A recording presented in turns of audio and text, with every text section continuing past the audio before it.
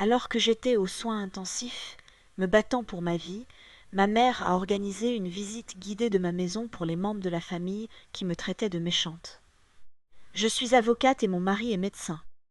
Ma mère possède plusieurs propriétés et touche une pension stable, mais pendant des années, elle a joué la victime. Elle prétendait ne même pas pouvoir s'acheter de la nourriture pour chat, alors j'ai commencé à lui envoyer de l'argent chaque mois. Finalement, elle en a voulu plus.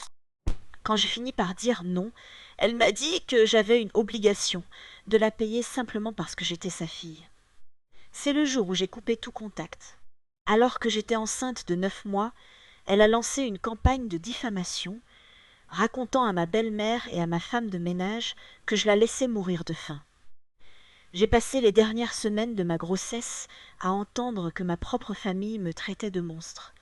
Puis, j'ai accouché, j'ai développé une infection grave et je me suis retrouvée aux soins intensifs. Pendant que je me battais pour ma vie, le comportement de ma mère est devenu chaotique.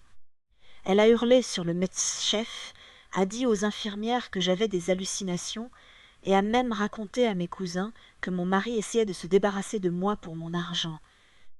Mais la goutte d'eau est arrivée alors que j'étais encore dans ce lit d'hôpital. Ma mère m'a appelée pour me dire qu'elle était devant ma porte.